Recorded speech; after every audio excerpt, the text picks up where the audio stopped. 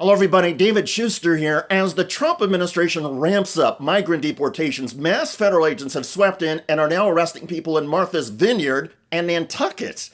The vacation islands off the coast of Massachusetts are popular with elite Democrats, which may explain the focus. In any case, residents are pushing back by filming the feds, which has prompted local police to get involved. They were just telling me that you were following them. Yeah, I'm following them. All right, that's fine. I'll continue to follow them. That's fine. As far as our end goes for local PD, obviously filming, you got your First Amendment right. 10-4.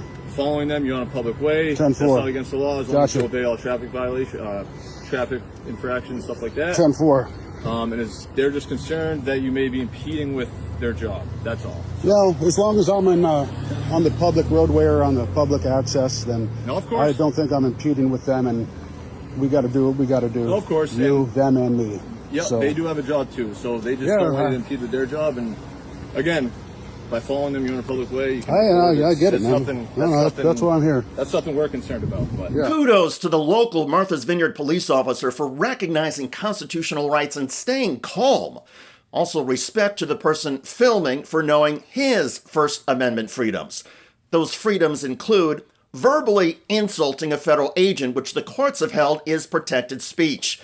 First, though, the resident reminded the FBI of their legal obligations. So traffic laws would go for these guys as well. You can't drive down South Road or North Road. Do you know which road is South Road?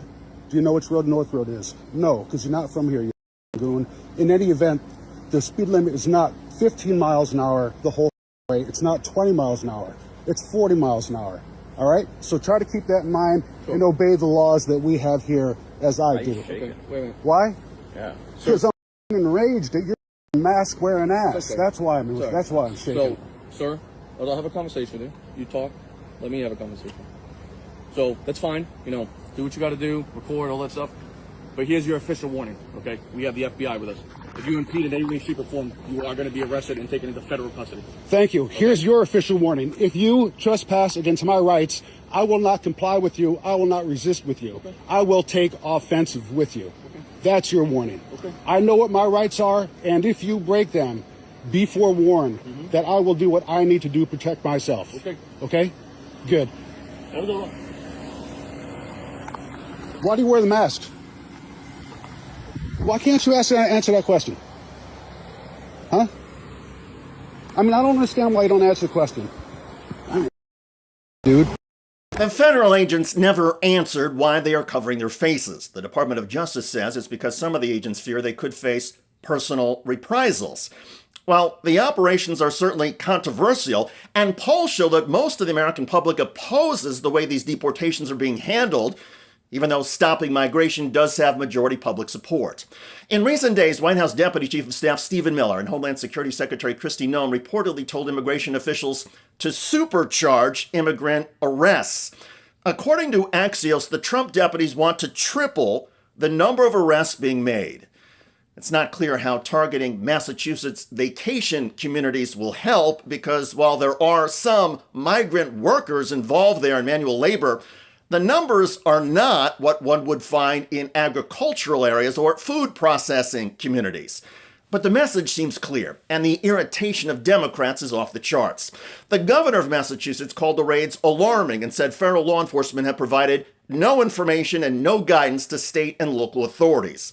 The governor said there are real questions about whether ICE and FBI agents are following due process while ripping people away. A few weeks ago, in the very same state, the airwaves were filled with a story about the aggressiveness and ruthlessness of ICE agents during a traffic stop. Staying in Massachusetts, a few weeks ago, a New Bedford cell phone video shows a U.S. Immigration and Customs Enforcement officer using a large hammer to smash the window of a couple's car during an arrest. Mary Lou Mendez said the agents detained her husband, Juan, but repeatedly called him Antonio in an apparent case of mistaken identity. It's up by her. The couple were on the phone with their immigration attorney who advised them to stay in the car. Nosotros también tenemos derechos, señor. No. Juan Mendez is an undocumented immigrant who was in the process of changing his immigration status. His wife, Marilu, is in the United States under asylum. For many immigrants, including those with their papers in order, these are terrifying times in the United States. And adding to the fears of what federal agents may do, the Trump rhetoric has inflamed acts of racism. Members of MAGA who have bought into Donald Trump's unhinged rhetoric have been recorded stalking and yelling at immigrants in their own yards while playing Latino music and displaying a Mexican flag. For a lot of people, everything is challenging, and while there have always been racists and morons in our midst, the Trump White House seems to have emboldened some of our fellow Americans' worst impulses. Thankfully, a lot of people are fighting back by filming the racists and recording federal agents engaged in raids. If nothing else, maybe the cameras and the potential for social media shame will remind everybody that constitutional rights still matter. Whether it's a bucolic vacation island or a migrant neighborhood, due process is the law. And a lot of people are speaking out and holding the Trump agents and their MAGA supporters accountable. By the way, Donald Trump has tanked the U.S. tourism industry, and analysts say the cost to American businesses is over $12 billion. The number of Europeans traveling to the United States has cratered under Trump. See all of those charts? Some Dutchmen say, why are you going? You're going to Trump? New trouble from abroad. There's a sharp decline in international visitors to the U.S., down at least 14% from a year ago. It's even worse with Canadians. The overall political climate, I'm a little more content this year just to spend my money in Canada. Check out that video at the link below. I'm David Shuster. Thanks for joining us.